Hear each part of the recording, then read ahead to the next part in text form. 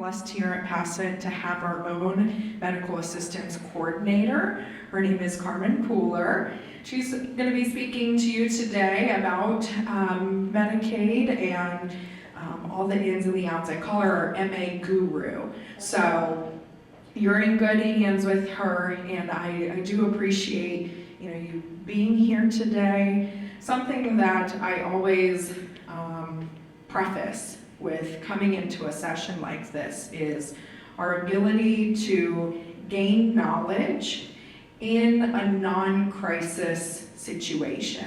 If we're gaining knowledge, right, because our knowledge is power, and gaining that information before you have to utilize it, you can take it in, retain it a bit more, and then also be able to recall it when you do need to utilize it.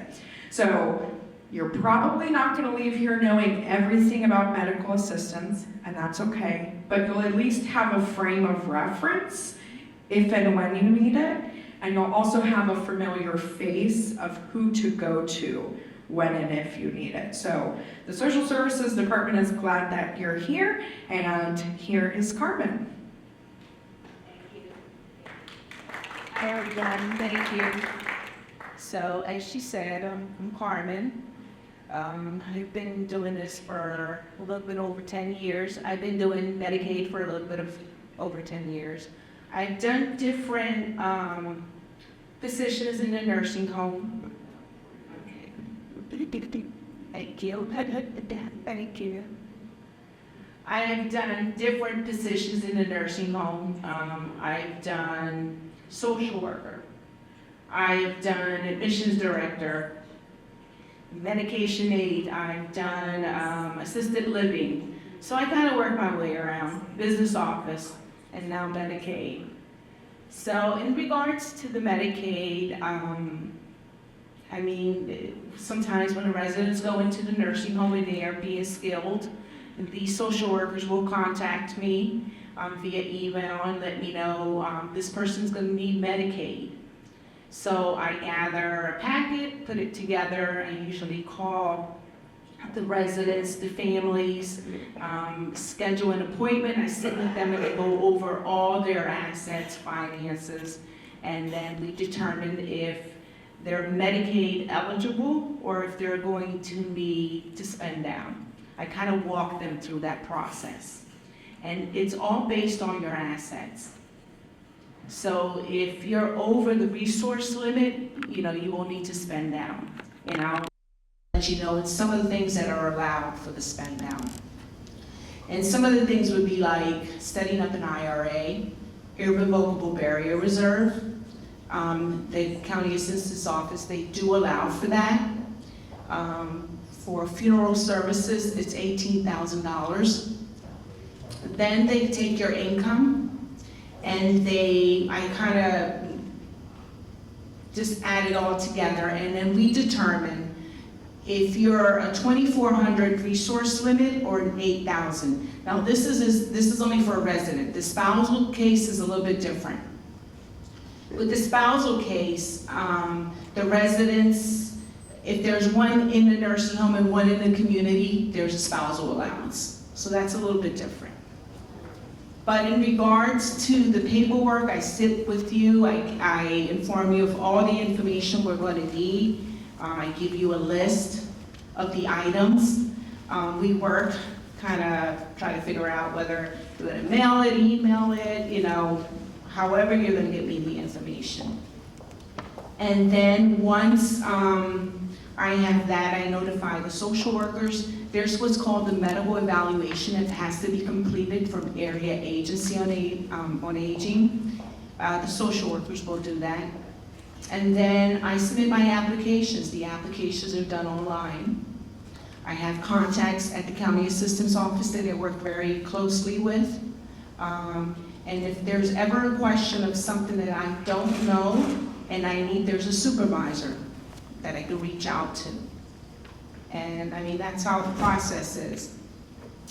With the Medicaid, every case is different. Some approvals can be, some cases can be approved within 3 months. Some are a little bit difficult. And sometimes it's all based on gathering the information. Or if there was information that wasn't disclosed, Medicaid has a 5-year look-back period. There's a lot of things you will need to explain from your bank statements, anything over $500. And I know, I see you, right? Yes. But the good thing is sometimes you have to think outside the box. So for me, in order to get somebody approved is, okay, people don't hold on to their receipts. We don't. So I create what's called an affidavit. I will list on the affidavit all the things that the county is requesting. For instance, let's say in 2020, there was a purchase for $1,500. They'll give me a date. I'll put it on there and have you kind of look at the bank statements, try to figure out, hey, maybe that was for home repairs or something, and just write it in there. Or if sometimes people can't recall. Sometimes they might have gotten some kind of settlement. I had a case like this. He didn't recall, but the money was used for day-to-day spending, So I had to kind of go and say, okay, rent, groceries, and kind of put something together like that. So the caseworkers do work around that, they do. The only thing is, there can't be any gifting. Gifting is not allowed with Medicaid. They do not allow gifting. If you were gifting money and you're applying for medical assistance, that can be a penalty period. What is the penalty period? It depends on the amount of money that was gifted. So they take that amount of money and whatever your cost for the nursing home, let's say, per day, the rate, to live there, then they multiply that like per the days, and that's how that penalty period is going to be served. They'll say, for instance, if the money could have been for the nursing home for 2 months to pay for the nursing home, that's a penalty period. So you won't be eligible. You're confused. You won't be eligible for that period. But then you might be eligible after that period. Does anybody have questions so far? So that you have to reapply what you did about as far as are they given your over money instead of paying the looter? Some cases, families, children will say, well, I will pay for that. I will give the money back. Sometimes the money has been spent and the person who the money was given to doesn't have the finances to give the money back. Just know that if that happens, you're going to have an outstanding bill, an outstanding balance for that period of time. And there's always like payment arrangements that you can work with the nursing home to try to get caught up with that. Carmen, you can gift up to a certain amount, though. Yes, there's $500. Anything over $500, you cannot. And lately, you have to be careful with that too.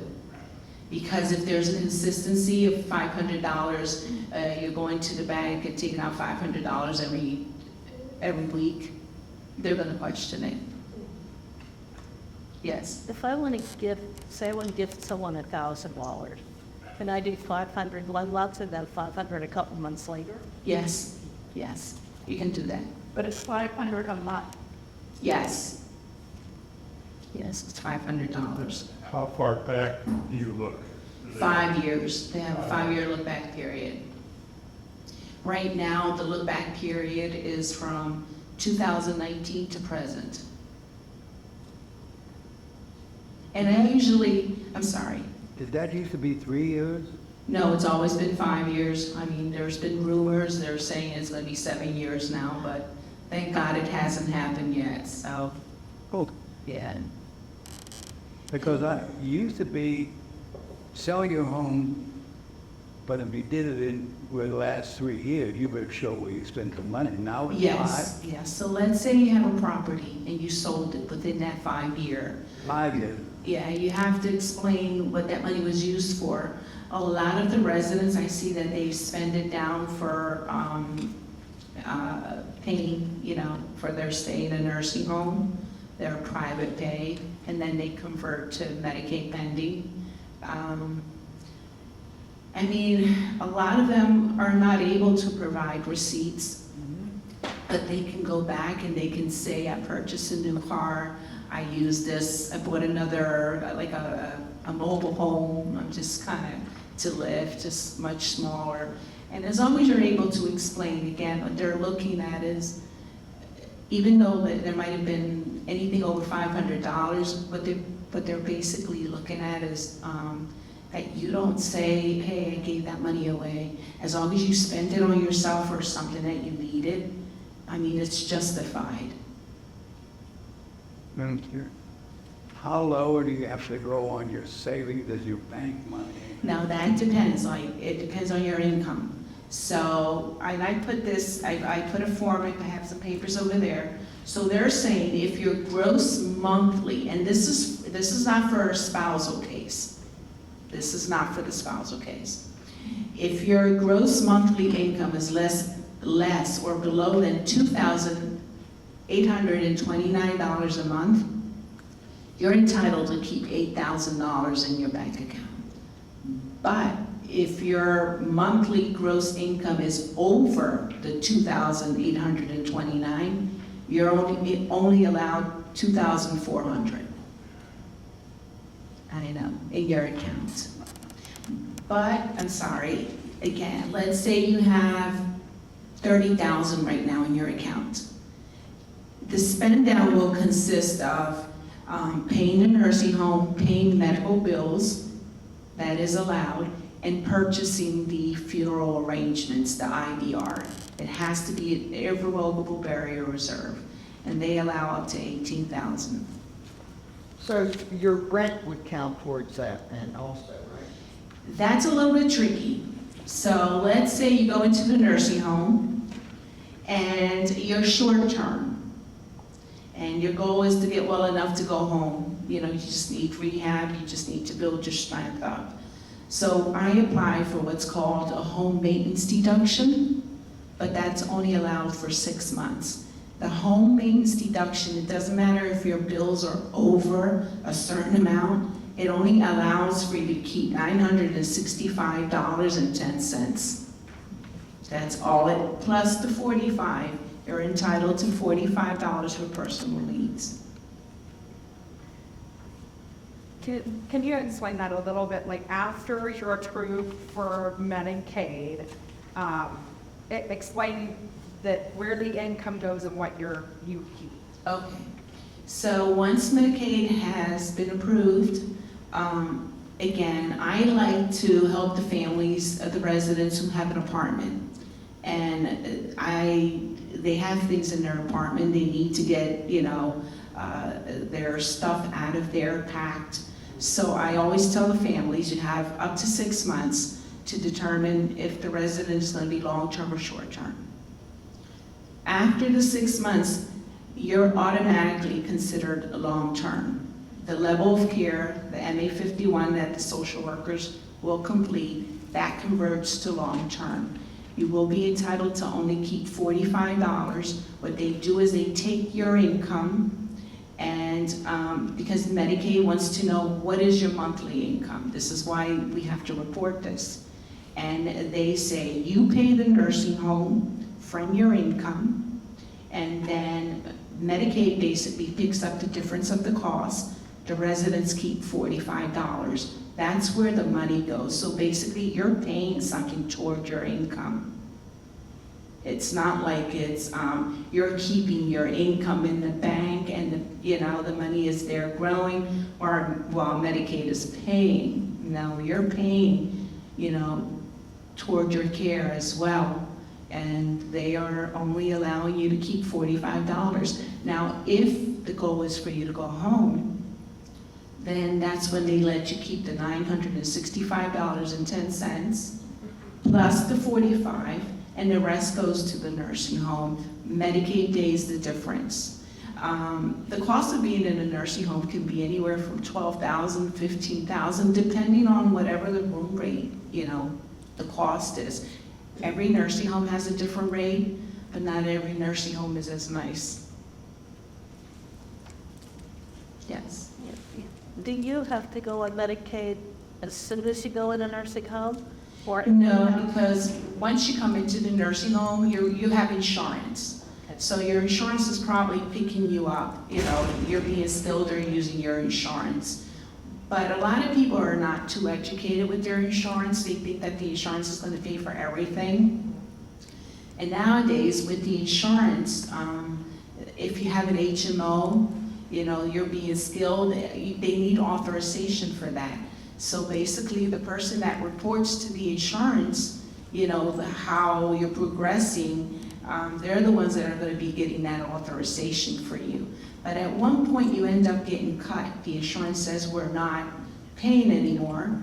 Then that's when I come into the picture. I get notified, and you see, okay, what is the goal? Are you going to be private pay?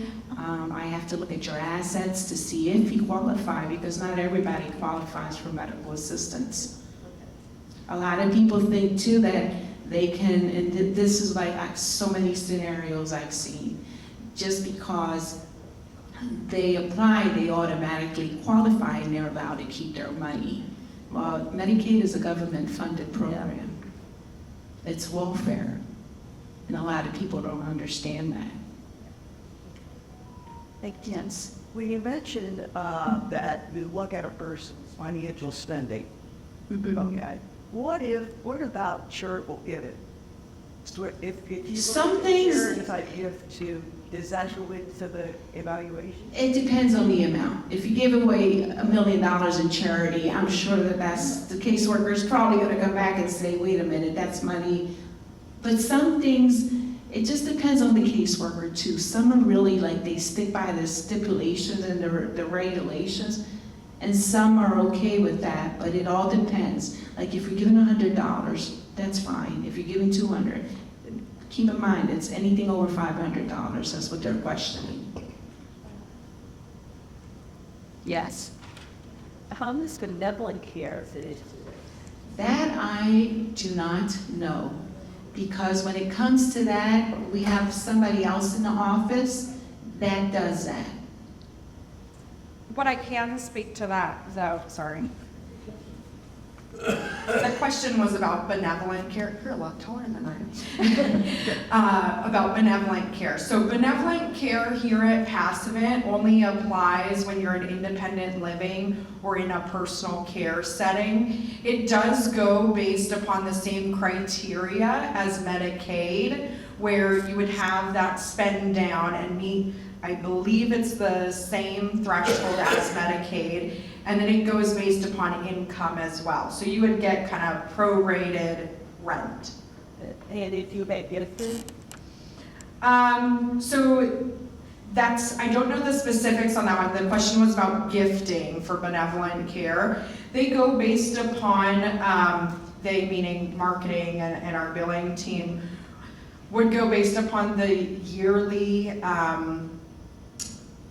the annual financial update that all people on campus are supposed to do annually.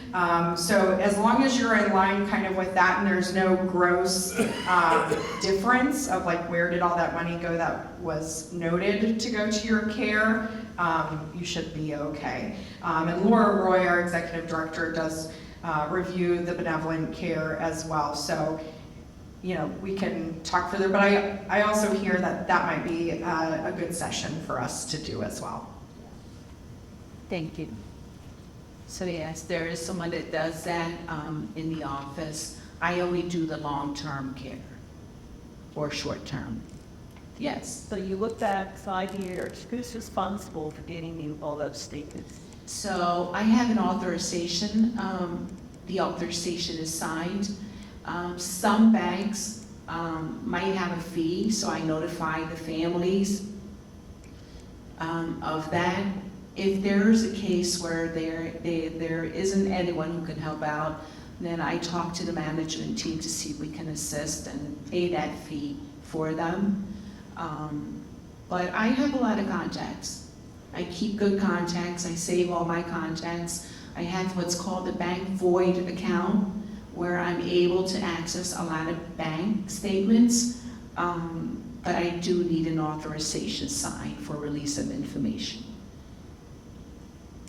Yes. Here's one more question. There's a commercial on TV that talks about benefits you can get if you have Medicare and Medicaid. You can't have both at the same time. Medicare, yes, you can. You can have Medicare and Medicaid. So one of the questions she asked was, who's paying for that? So it depends. Let's say you go into the nursing home and you're being skilled under Medicare. So with the Medicare covers up to 100 days for skilled nursing home care, as long as you're being skilled. Covers the first 20 days at 100%, days 21 through 100, there's always a copay. And some insurances can be a little bit different too. They could be like at 30 days you have a copay, and then at a certain, number of days you have another copay. But you can. So you come into the nursing home, you have Medicare. I like to help the families out because sometimes that copay, nobody has that $174 per day, that could be costly for someone who doesn't have those funds. And so when I do the application, I always like to put that as the MAE date, the date that they need to start covering to help with the copays. But once you've used your Medicare days in a nursing home, and they're saying that, because again, it's up to 100 days, as long as you're being skilled, what happens after the 100 days? Well, they notify me. And that's when I come in and I apply for medical assistance, because you need a little bit more time, you're still there, and I do the intake, and that's how I determine if you're eligible or not.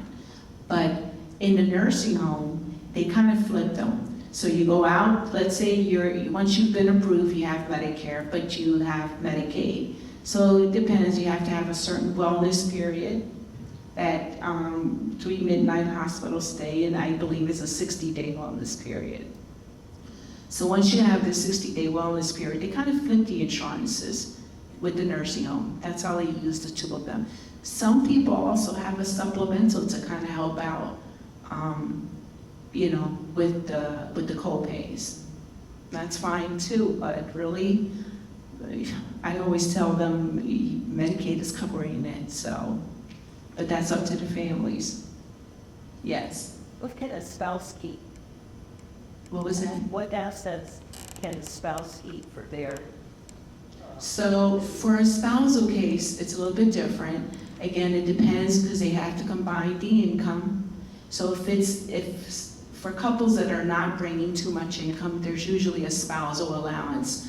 So if one is living in a community and one is in a nursing home.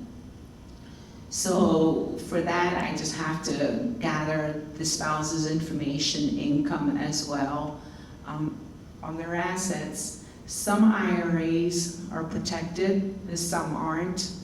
IRAs are a little bit tricky. With the IRA, they look at, have you been cashing out of this IRA to live off of? So they might count that as income. But if you haven't touched it, sometimes they don't consider it. They'll consider it the spouse's. That belongs to the spouse, and that won't be calculated with the income. Roth IRA and traditional? I'm sorry. Is there a difference between Roth IRAs and traditional? Yeah, there's different ones. They usually go to, when I get an IRA that's a little bit complicated, or it usually goes to the legal department at the county assistant's office. They review it and they come back and they let me know. There's different types of accounts. Yes. But this is that you're tapping into your IRA. And it depends on the type of IRA. But if you're taking out every month $3,000, let's just say, to kind of help out with the bills and everything else, then they're tricky. They can come back and count that as income. But if you're just taking out your required minimum distribution, Is that also? It all depends on the amount.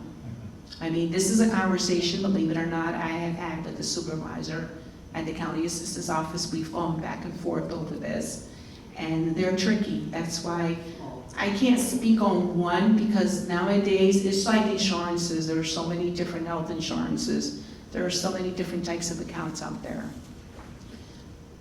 But one of the things I like to do too, if there's a lot of money in an IRA, anything over 100,000, 300, I always advise them, if they want better representation, seek an attorney, because there's things that sometimes the attorney can do that I can't do to protect that resource.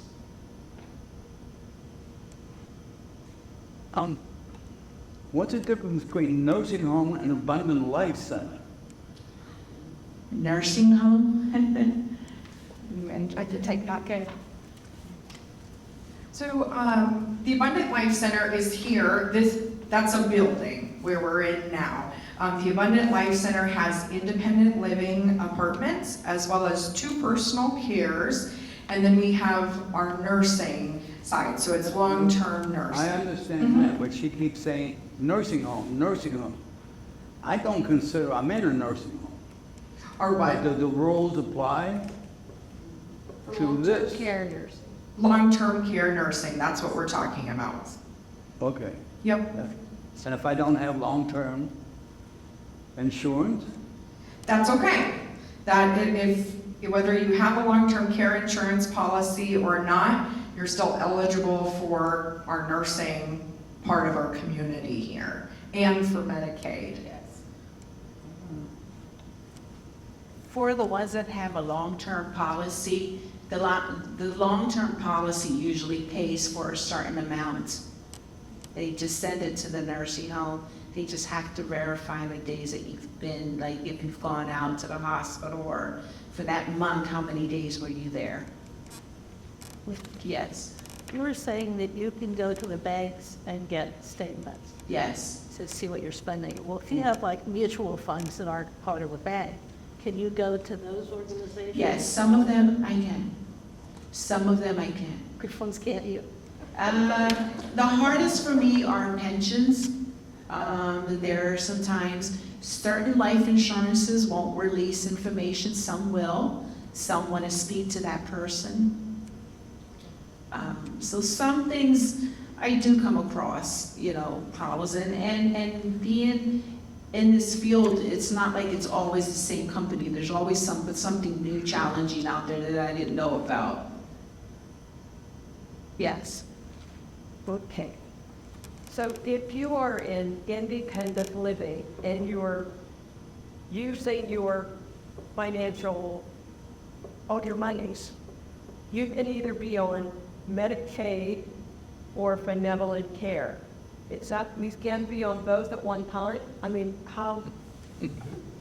If you're paying private pay, is that what If you I'm in said? private pay and I'm spent down and I don't have enough of funds left, so continue.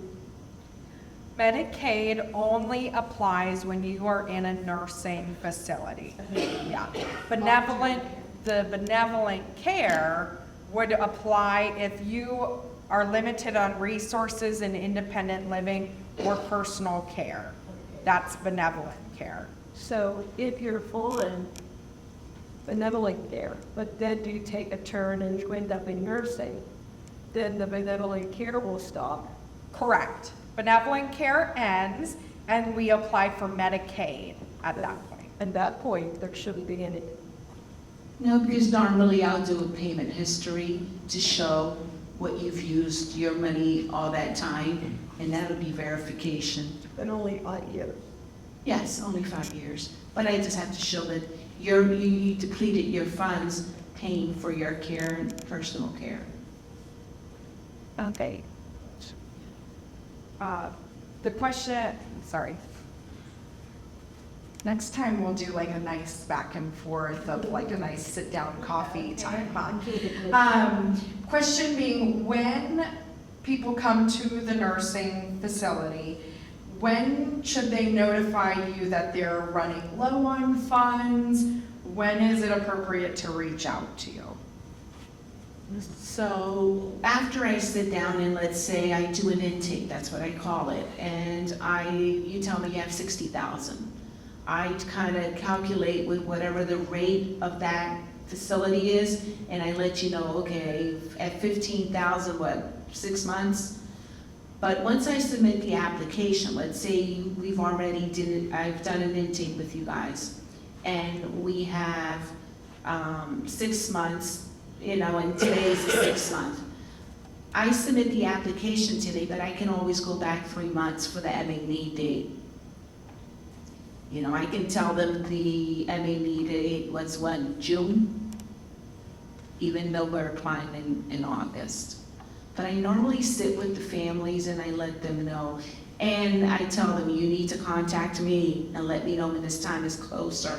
I keep the file, and I'll write on there, we'll need to submit, and I'll put the date there, or follow up. Does that answer your question? Yes. And again, every case is different. Every case is different. So once I submit the application, the caseworkers have 45 days to let me know. Right now, all the Medicaid long-term applications are being processed from Erie, not Butler. That was a big change. But Erie has over 40 caseworkers. So it's pretty good with the caseworkers. I've gotten familiar with a lot of them. So they usually email me and say, hey Carmen, I have this case. I wish I had an email to show you. They're like, we love you submit your applications with a lot of backup information, you don't wait. So that's why during the intake, when I set up an appointment, hey, I'll give you a week, gather all the information, because it's going to make the process much faster, instead of waiting on information. And again, I can request some information to help you guys out. But sometimes, like for instance right now, Citizens Bank, they have like this large backup. So it's taken me like more than 2 months to get what I need from them, where I constantly have to call them and say, hey, can you expedite this? So I also want to explain to you guys that once I submit that application, let's say we were waiting on information that somebody didn't release, a third party. Now, the deadline date that we received to get all this information, and that's passed. Well, what happens? So now a denial notice will come in, and it will say you don't qualify for Medicaid.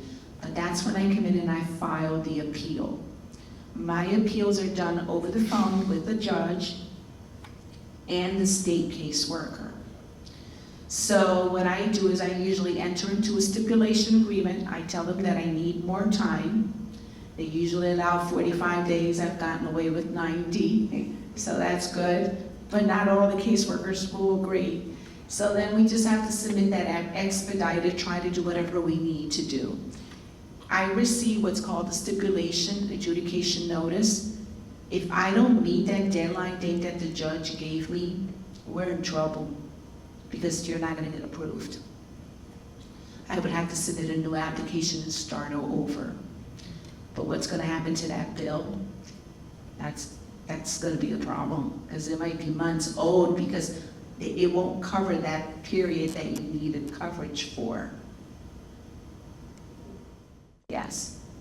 Your print is too small for old eyes.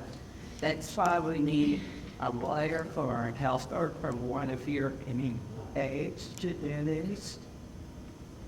The print on the paper?